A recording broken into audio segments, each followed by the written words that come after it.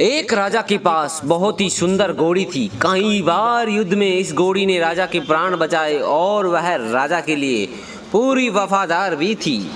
घोड़ी ने एक बच्चे को जन्म दिया, लेकिन बच्चा काना पैदा हुआ। शरीर हष्ट पुष्ट और सुडौल था। बच्चा बड़ा हुआ तो उसने अपनी माँ से पूछा, माँ, मैं बहुत बलवान हूँ पर मैं काना हूँ, यह कैसे हो गया माँ? तो घोड़ी बोलती है, बेटा, जब मैं गर्भवती थी तू मेरे पेट में था, तब राजा ने मुझ पर सवारी करते समय मुझे एक कोड़ा मार दिया, जिसके कारण तू काना हो गया। यह बात सुनकर बच्चे को राजा पर गुस्सा आ गया और वो बोला, माँ, मैं इसका बदला लूँगा, मैं राजा से बदला लूँगा। माँ ने कहा, राजा ने हमारा पालन पोषण किया है, तू जो स्वस्थ है, तू जो सुंदर है, उसी पोषण से तो है। यदि राजा को एक बार गुस्सा आ गया तो इसका अर्थ यह नहीं कि हम उसे क्षति पहुँचाएं, हम उन्हें नुकसान पहुँचाएं। पर उस बच्चे की समझ में कुछ भी नहीं आया। उसने मन ही मन राजा से बदला लेने की सोच ली। एक दिन यह मौका घोड़े को मिल गया। राजा उसे युद्ध पर ले गया। लड़ते लड़ते राजा घायल हो गया। घोड़ा उसे तुरंत उठाकर वापिस महल में ले आता है।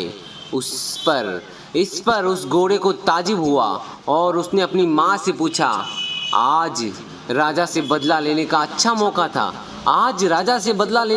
मौका था, पर युद्ध के मैदान में बदला लेने का ख्याल ही नहीं आया, बदला लेने का विचार ही नहीं आया।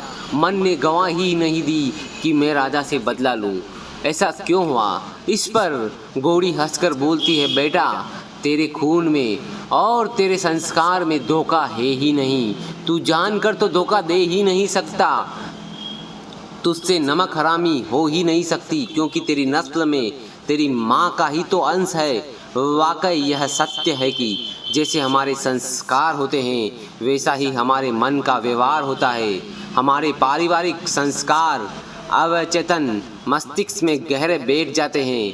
हमारे कर्म ही संस्कार बनते हैं और संस्कार ही प्रारब्ध का रूप लेते हैं। यदि हम कर्मों को सही व बेहतर दिशा दे तो संस्कार अच्छे बनेंगे, और संस्कार अच्छे बनेंगे तो जो प्रारब्ध का फल बनेगा वह मीठा व स्वादिष्ट होगा।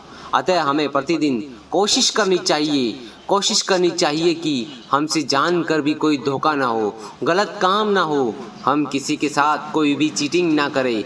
बस इसी से स्थिति अपने आप ठीक हो जाएगी। और किसी भी परिस्थिति में प्रभु की शरण न छोड़े, भगवान की शरण न छोड़े, तो अपने आप सब कुछ अनुकूल हो जाएगा। कहानी कैसी लगी एक कमेंट में ज़रूर बताएं दोस्तों। धन्यवाद।